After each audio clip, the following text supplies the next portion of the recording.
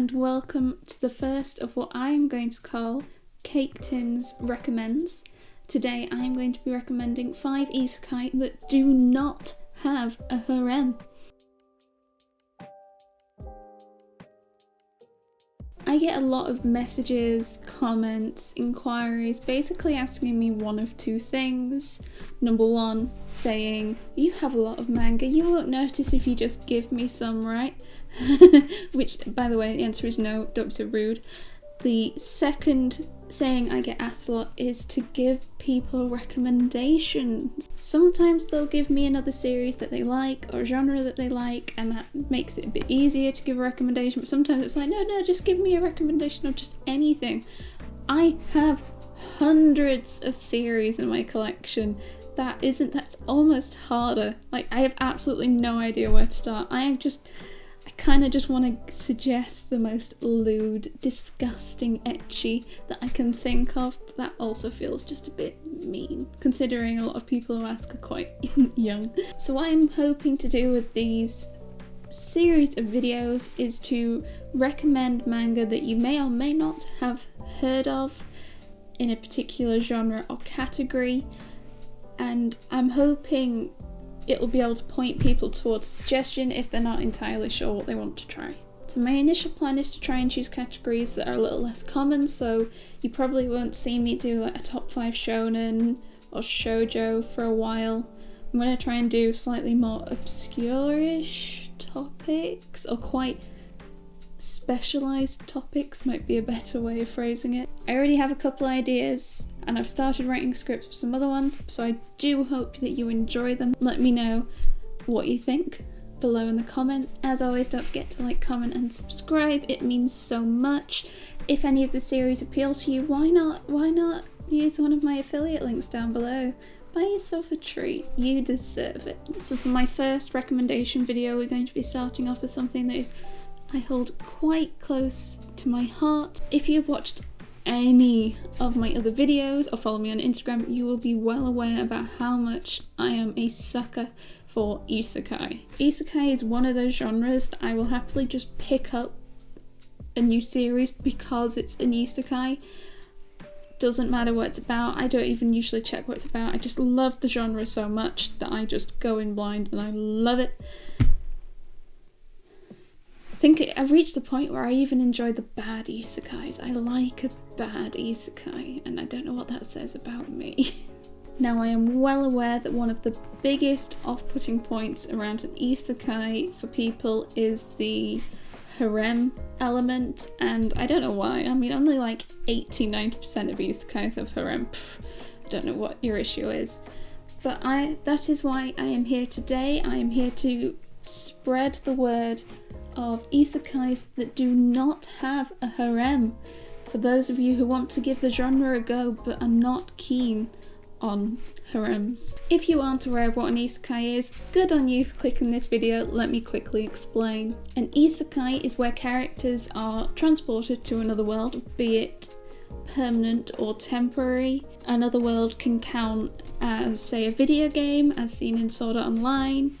It could also mean where characters come in from, say, a fantasy world into modern day civilization.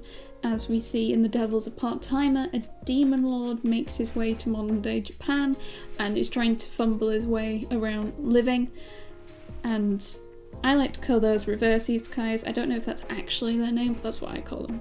They quite often feature fantasy or like video game kind of elements, so skill trees or stats. There's a lot of medieval elements usually, but one of the biggest common things around isekais is the harems. I'm talking Konosuba, I'm talking Rising of Shield Hero. Thing is, half the time the harem isn't like the main focus, it's just there. It is just always there. You're like, why?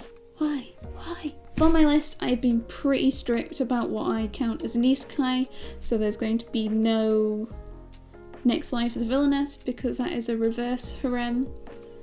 There will be no I've Been Killing Slimes for 300 Years, because that's kind of got harem-y vibes. They kind of treat the main character as like a mother, but it's a bit, it feels kind of the same in a weird way. Not that I don't enjoy it, it's just not going to be on the list. Even Overlord is too harem for this list. This is a very strict what is a harem, what isn't. Finally, before I get into it, these series aren't in any particular order. I sort of picked 5 that I wanted to talk about and just threw them into the script. So let's start with our first recommendation. Our first recommendation is So I'm a Spider, So What? We start the series as our main character.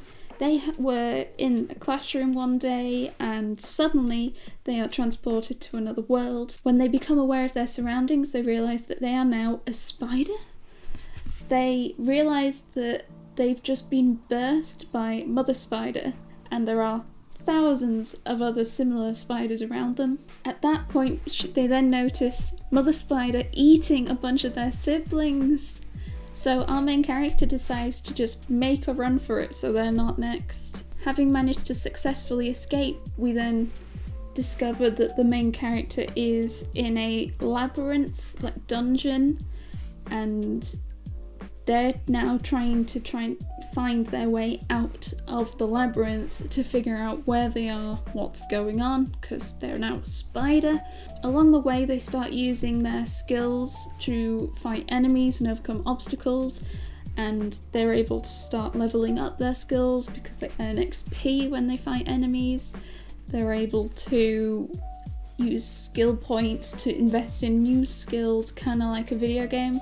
From my understanding, the light novel goes into a lot more detail about the skills and the stats, but often as a reader we are shown the stats that the spider has currently earned and what level each of them are, and the spider is looking at their stats going, ooh, I've got this, maybe I can try and use this, let's see what it does, or I'll try and activate this skill and see what that does. Oh, I need so many skill points to be able to get that. I love it so much.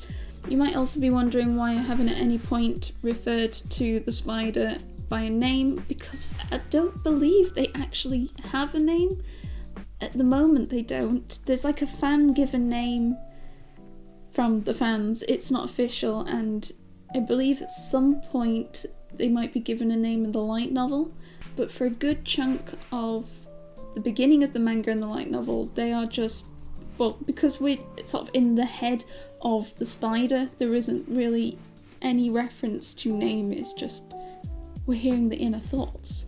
The series has a light novel with 14 volumes out, of which 11 have been published in English, I believe, as of May 2021. There are also 10 volumes of manga, with 9 currently published in English.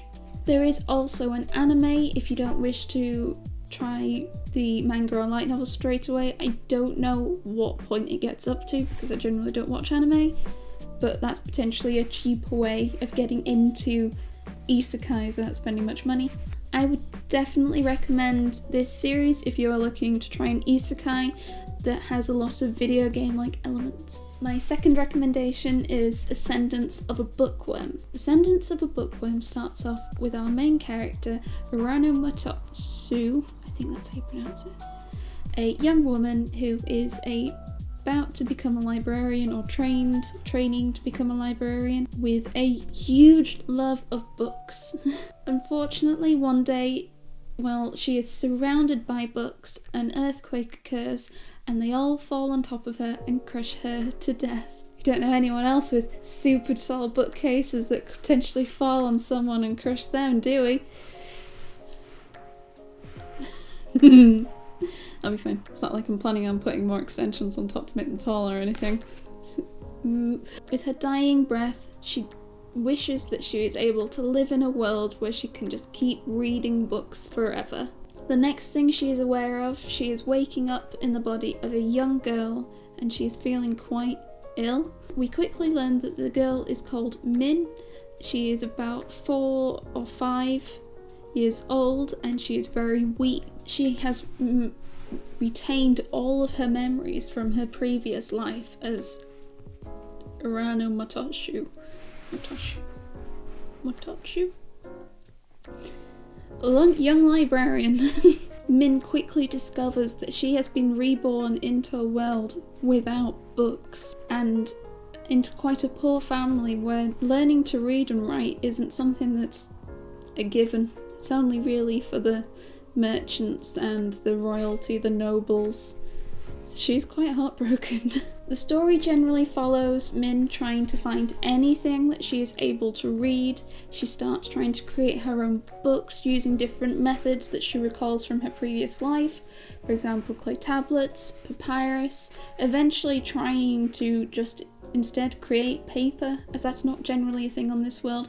They have parchment, but that's not the same as paper. This is another one of those series where it's broken down into different parts. ReZero is quite similar. So Ascendance of a Bookworm currently has 4 parts, of which each part will have a number of volumes within it. So I believe part 1 has 7 volumes of manga, of which volume 5 I think is just coming out, or just out, or about to come out. And parts 2, 3 and 4 I think have been published digitally, and the plan is to release them physically at a later date. This is also a series with a light novel. When I went and checked, there are 27 light novels. Only 12 of them have been published in English so far. And again, I believe the light novels are also split up into different parts. I would definitely recommend this series if you are looking to try an isekai that is chill and heartwarming. My third recommendation is the hero is overpowered but overly cautious. Now, I was a little cautious to add this series to the list. Get it? I've only read 2 volumes so far, and it isn't harem-y at the moment, but I'm worried it might go that way. It's giving me Konosuba vibes, but it isn't harem-y at the moment, which is why it's on the list. We start the series by meeting a goddess called Ristarte. Is that how you pronounce it? Ristarte has been given the task of trying to save a world that is currently being plagued by a demon lord. As an S-class world, the threat level is super high, so she needs to be extra cautious about who she picks to be her hero to try and defeat the demon lord. So they have just like a stack of papers of potential heroes, and she can just, all the goddesses and gods can just sort through them, like, this can be my hero, this can be my hero. She ends up settling on our other main character, Seiya Ryugen. I do again apologise for all my mispronunciations. As soon as he is summoned by the goddess, she realises that he is not quite what she was expecting from a hero. For example, he refuses to even visit the world he is being tasked to save without preparing himself, and his view of preparing himself is to level up like 30-40 volumes. She's like, it's a starter town, it's fine, you can level up then. He's like, nope, I'm going to stay right here and I'm going to do push-ups until I have hit level 30 or something like that. And she's like, fine, do it. Let me know when you're good to go. Finally, he does agree to go down to the world to try and save things, and we see more of his cautious tendencies. For example, I believe he buys some armour and he says, I'll buy 3 just in case. And she's like, what are you going to do with 3 sets of armour? He said, well, you never know, do you? She's just going more and more insane as he is just being more and more careful. It is great, hilarious. I absolutely know I'm not doing this series justice. You just need to take my word that it's great. There are currently 7 light novels released, of which 6 are available in English, and 4 manga, with volume 3 hopefully coming out in the next few weeks. I've had it on pre-order for a while now and it keeps getting delayed. I think it's Jam Press. Sad times, Jam Press. There is also an anime if you would rather give that a go. I think I actually watched a couple of episodes and it was like almost the same as reading the manga. There was almost no changes. I believe it's on Funimation if you want to go give that a go. Again, I don't know where in the story it gets up to. I imagine it must go past the manga at least, considering there's only 2 volumes of manga available. But I have no idea, like, you'd be going into the unknown at that point. I would definitely recommend this isekai if you are looking to try something that is quite similar to a regular isekai, but without the harem and is also really funny. My 4th recommendation is The Saint's Magic Power is Omnipotent. This is a romance isekai. I'm actually reading a few series at the moment that give me quite similar vibes to The Saint's Magic Power is Omnipotent. But I didn't want this list to be full of just one type of isekai. I wanted to sort of spread it out. So I ended up settling on this one for now. Our main character is called Sai Takanashi. She was returning home late one day, having been at work, and when she's quite abruptly summoned to another world. I believe it's one of those isekais where she's on Earth for maybe a page and then she's summoned. I like seeing how quickly in an isekai someone is summoned to another world. In this one it is about a page. I have read an isekai where it was a panel. Just get them off Earth. Get them off Earth. Back to the story though. When she wakes up in this other world, it's explained to her and the reader that she has been summoned using a ritual that should summon a saint to fight the demon dark badness in the kingdom, and for reasons not yet known it has actually summoned 2 women. So next to our main character Sai there is another woman on the ground looking equally as confused and unknowing where they are. And again, for very unknown reasons, the second prince is in the room and he runs right up to the other woman and takes her by the hand and says, it's so nice to meet you, Miss Saint or something, and then he takes her away, leaving Sai on the floor, like, what the hell? Just leave me here then, fine. Sai is then taken away to a room, she's fed, she's given clothes, she's looked after, and she's just sort of left to her own devices. And then days, I think weeks pass by, and she's like, what am I doing here? I need to do something. And they let her go for a walk around the garden outside, and she becomes quite into the plants and sitting with the plants, walking with the plants. She meets a physician from a nearby research institute and they start chatting, talking, and she goes and visits and sees the sort of work they do there, and she decides that she wants to do that. She wants to be useful because she doesn't feel she's being useful. She is just sat in her room being fed and she doesn't want to do that. She wants to help. So she ends up moving into the institute, and it seems like the people in the palace are quite happy because they weren't quite sure what to do with her, but at least she seems to have found something she wants to do, so yeah, go, off you go. She moves into the institute and she starts learning about healing and potions. We then start to learn that as she's starting to make these potions, and she's making potions that shouldn't be as good a quality as they are. She is also able to check skills. She has a skill list that she's able to check. She's able to check her level going up, and she's looking at going, I feel like I probably shouldn't be going up this fast in my levels, like in my potion making, but she doesn't want to say anything because she doesn't want it to turn out that maybe she's the saint after all. Plus there's some good steam going on between her and the Knight Commander. It is pretty good. It is pretty good. But it plays a larger role than I probably suggested by going on about all the skill bits. Promise. There are currently 7 light novels, of which 3 have been published in English, and 5 manga, of which 2 are in English. And I don't think there's an anime.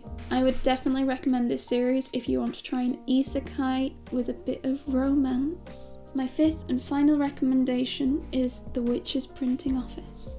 So this is a series I picked up because I think someone left a comment on one of my videos saying that this is an isekai, have you tried it? And I always welcome people making isekai suggestions. Like, most of the time they'll recommend isekais that I've already read, but those who recommend series that I haven't, if you recommend an isekai and I haven't read it, I will buy it. I will, probably the moment I see your comment, go and look it up and try and buy it. Oof. I'm not entirely sure what it is about this series, but I have been completely smitten by it. I love it so much. It might be one of my favourite series at the moment.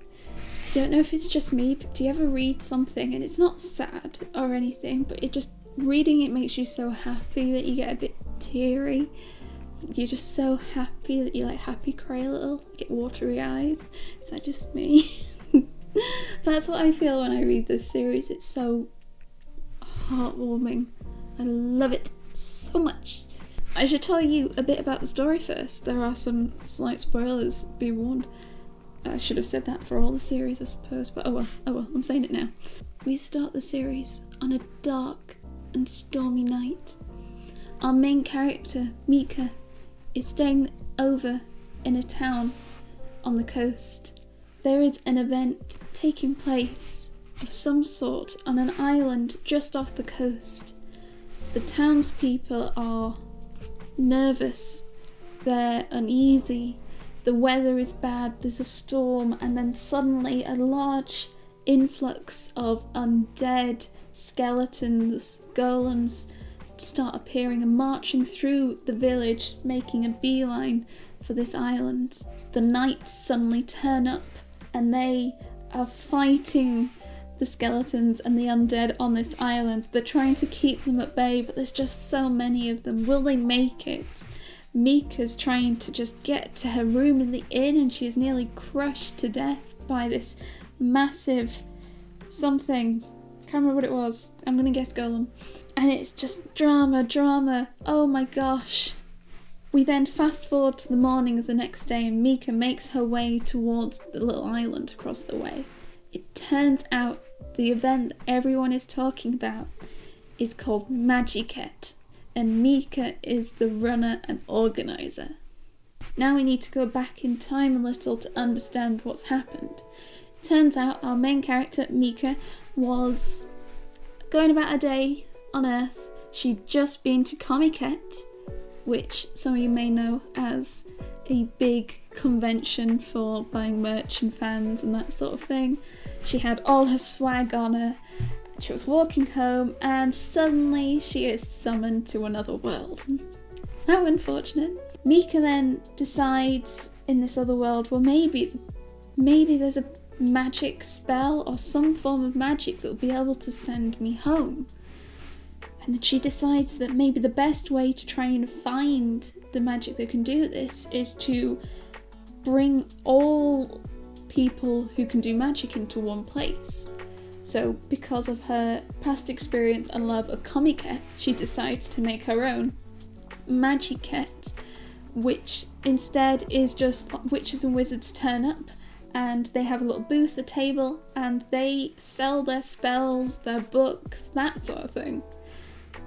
Unfortunately, Mika didn't expect it to be as popular as it turned out to be. So, I spoke about all those undead skeletons that turned up. So it turns out that witches and wizards had sent their familiars ahead the night before to try and save them a spot in the queue. And the guards, the knights, they'd been hired as security. So they were spending their night trying to battle off all of these line jumpers. Oh, there is nothing worse than someone who jumps the queue. Ugh. So we then get a scene the morning after with the knights and Mika just stood in front of the witches and wizards going, you shouldn't do that, that's breaking the rules, you have to go to the back of the queue now. And they're like, oh man. It's great. Outside of Magiket, it turns out that everyone in this world has a magical ability or a skill, and Mika is not exempt from this. When she was reincarnated in this world, she gained the ability to copy paper or what was on paper to another sheet. So she decided to open a printing office, hence the name of the series. So people will bring her a book, like a spell book, and she'll be able to copy all the paper across, and then they bind them up for them. So people are like, here's my book, I want 100 in this type of, like, I don't know, dragon leather. And that's what she does day to day. And now she also runs Magiket. So generally the story follows her escapades with her printing office and Magiket, and just how popular Magiket's getting. Like in volume 2, they get a applicant from the Demon Lord, and they're like, do we let the Demon Lord attend Magiket? And she's like, well, he's filled the paperwork incorrectly, so yeah, we do. Like, they turn up with their tickets, they're like, yep, everything's in order, there's your booth. It's great! Read it! If you want. So this is the first series where I haven't been able to find a light novel, so I'm gonna say it doesn't have one, but I also could just be horrendously wrong and didn't look hard enough. There are currently 4 volumes available in English, with a 5th one coming out sometime later this year, but it's published by Yen Press, and Yen Press are pushing their releases back every other which way, so who knows? I would definitely recommend this series if you're looking to try an isekai that is funny, wholesome, and has gorgeous artwork. The artwork is really good. Really good. Well, we did it.